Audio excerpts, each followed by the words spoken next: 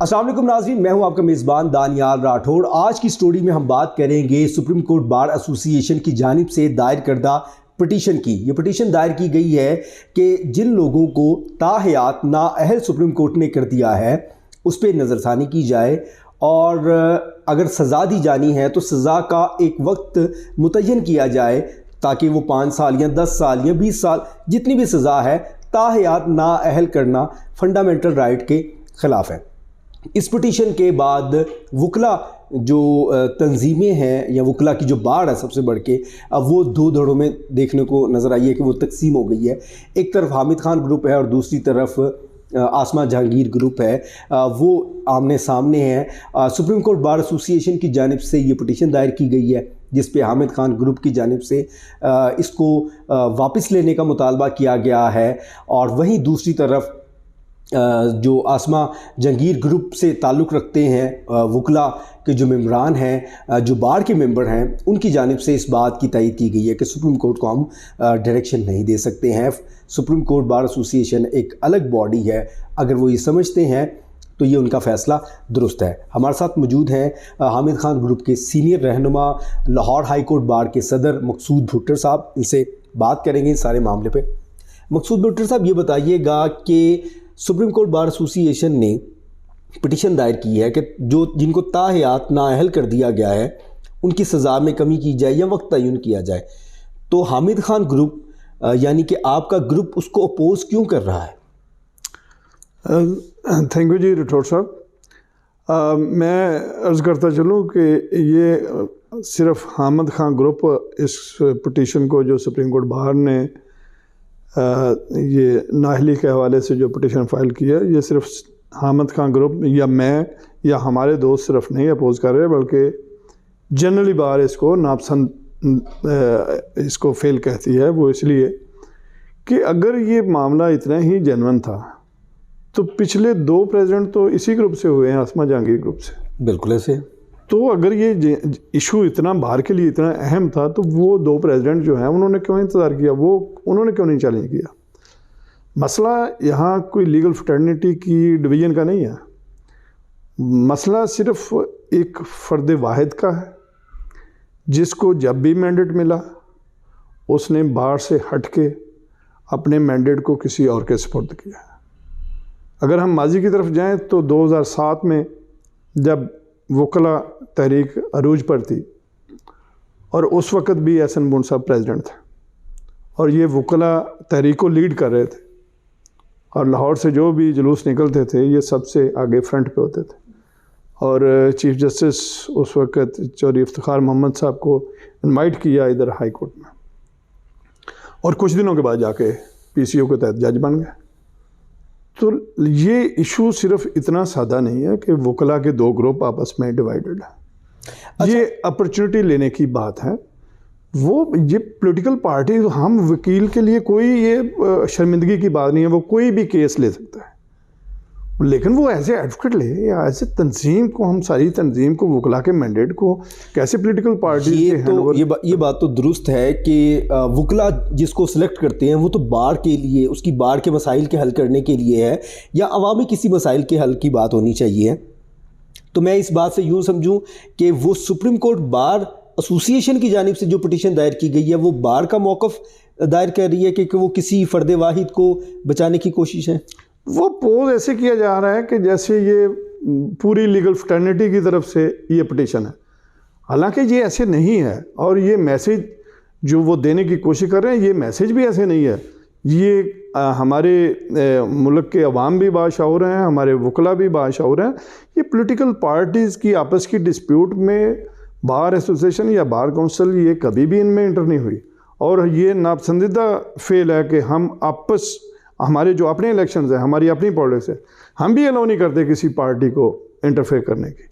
मैं खुद इलेक्ट हुआ हूँ तो मैं बिल्कुल नहीं क्लेम करता कि मैं फ़लाँ पार्टी का जो हमायत याफ्ता हूँ, मुझे सारे दोस्तों ने मेरी मदद की है। कुछ ये भी तो कब बात करते हैं आसमा जहांगीर के इंतकाल के बाद आसमा जहांगीर ग्रुप वो ग्रुप नहीं रहा, या आसमा जहांगीर का जो नाम था वो भी माइनस कहीं हो गया है और वो जो रवायात थी ख़ास तौर पे जो वकला की जो रवायात थी अब वो रवायात भी ख़त्म होना शुरू हो गई हैं। इसमें कितनी सदाकत है? जी वो ये तो खैर मैं सिर्फ वकला के बारे में ये बात करना ये तो खैर मुनासिब नहीं है। हमने देखा है कि सोसाइटी का हर तबका जो है उसमें डिटेरियोरेशन आई है। तमाम जितने इंस्टीट्यूशन हैं देख लें, कोई इंस्टीट्यूशन काम नहीं कर रहा है, ये हमारी बदकिस्मती है। लेकिन एक इंस्टीट्यूशन ऐसा था जो बार एसोसिएशन थी, बार काउंसिल थी, इन्होंने हमेशा पॉजिटिव अपोजिशन का रोल प्ले किया। ये कभी किसी की साइड नहीं लेते थे, कभी जो बात करते थे लोग सुनते थे। हमारी इतनी क्रेडिबिलिटी होती थी कि लोग कहते थे जी अब हाई कोर्ट वकीलों ने ये बात की है। अब अनफॉर्चुनेटली वकीलों की बात नहीं होती, अब कहते हैं एक कौन से ग्रुप ने ये बात की है। तो ये हमारे लिए ये बड़ा तकलीफदेह है। इसीलिए हम कहते हैं कि इस तरह के disputed issues bar association level पे या बार काउंसिल के लेवल पे वो नहीं लेके जाना चाहिए। जो हमारे कलेक्टिव इश्यूज़ हैं, जो हमारी अपने अदारे के लिए, हमारी अपने इंस्टीट्यूशन की वेलफेयर के इश्यूज़ हैं, देखें हम तो बड़े क्लियर हैं कि जो लिटिगेंट है बेचारा वो तो अब हमसे उम्मीदें भी लगाने उसने छोड़नी शुरू कर दी हैं। हमारी सारी बात है कि जिसकी लाठी उसकी भैंस, उसको हमारी प्रोटेक्ट करेगी बाहर तो हमारी मैसेज तो गलत जाएगा। हमारी जो जुडिशरी है वो उसमें वो सकत ही नहीं रही कि वो डिलीवर करे किसी कमज़ोर को इंसाफ।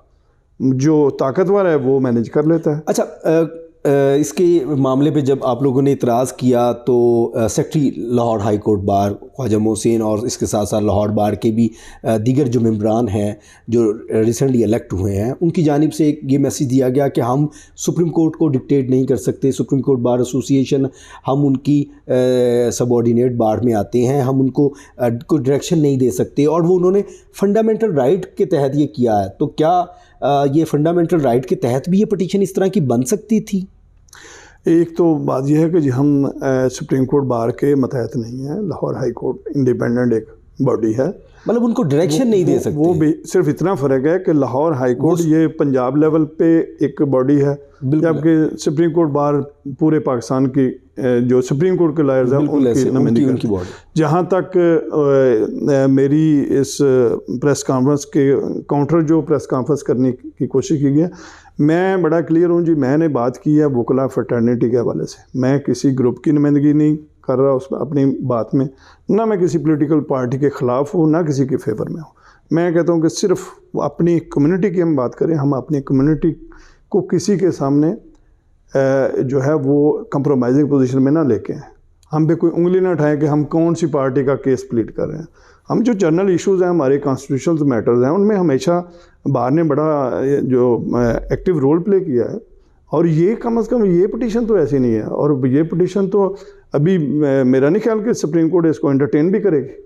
अच्छा, ये बताइएगा कि माजी के अंदर क्या हमें इस किस्म की पिटीशन देखने को नज़र आती है जिसमें एक ग्रुप को या किसी इंडिविजुअल को फ़ायदा पहुंचाने की कोशिश की जाए? मतलब अगर बार ये भी तो कर सकती थी कि अवामी मसाइल के हवाले से भी तो किस तरह की पिटीशन दायर की जा सकती थी। क्या माजी में इस किस्म की कोई पिटीशन है कि जिसमें एक इंडिविजुअल या किसी ग्रुप को फ़ायदा पहुंचाने के लिए कुछ किया गया हो? मैंने अर्ज़ किया ना कि ये एक फ़र्द वाहिद की सोच ही है, क्योंकि जब भी इसे मौका मिला है इसने ऐसा किया है, और माजी में भी कोई ऐसी मसाइल तो इसका फ़ायदा भी किसी एक फ़र्द वाहिद किसी फ़र्द वाहिद को। मियां नवाज शरीफ तायात नाअहल है या जहांगीर तरीन, उस डिस्प्यूट में मैं नहीं पढ़ता, वो पता नहीं कितने लोग नाअहल हैं। लेकिन एज अ बार एसोसिएशन किसी का ब्रीफ पकड़ के जाना, उसके हम खिलाफ हैं। एज अ लॉयर आप जिसका मर्जी केस करें, लेकिन एज ए अदारा जो है वो ना किसी किसी के सामने वो गलत मैसेज किया है। एहसन बोन अगर खुद उनका लॉयर बन के जाता है तो ये इसमें कोई मुज़ायका नहीं है। हम कौन सा कोई मुस्लिम लीग नून के खिलाफ, मैं खुद बेनिफिशरी हूँ। हमारा जो अभी लाहौर हाई कोर्ट बार में कैंडिडेट है उसका भाई जो है मुस्लिम लीग का MP है। बिल्कुल ऐसे। तो ये मैसेज बिल्कुल ना जाए कि हम किसी पार्टी के खिलाफ हैं या किसी पार्टी की फेवर में है। बिल्कुल ऐसा कोई मैसेज नहीं। अच्छा बुल्ट साहब, आखिरी सवाल है, अगर इस पिटीशन को बार वापस नहीं लेती और अगर ये एंटरटेन हो जाती है तो आइंदा का क्या लाएमल होगा? किस किस्म का जो है एहतजाज रिकॉर्ड करवाया जाएगा वकला की जानिब से? नहीं, हम बड़ा क्लियर मैसेज देते हैं, अपनी पूरी वकला कम्युनिटी भी इस हवाले से क्लियर है कि इस पिटीशन को वकला की तरफ से ये पिटीशन ना ली जाए।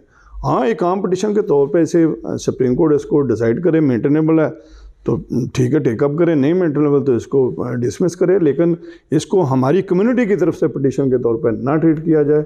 अगर ऐसा किसी ने कोशिश की तो हम बिल्कुल पूरी जो कम्युनिटी है उसको मुतहरक करेंगे, इनके ख़िलाफ़ जो रेजोल्यूशंस पास करेंगे और अपना पूरी शिद्दत से और पूरी ताकत से अपना मौक़िफ़ देंगे कि वकला की ये ज़िम्मेदारी नहीं है कि किसी as a community, as a bar association या एज अ काउंसिल हम किसी का ब्रीफ लेके चलें।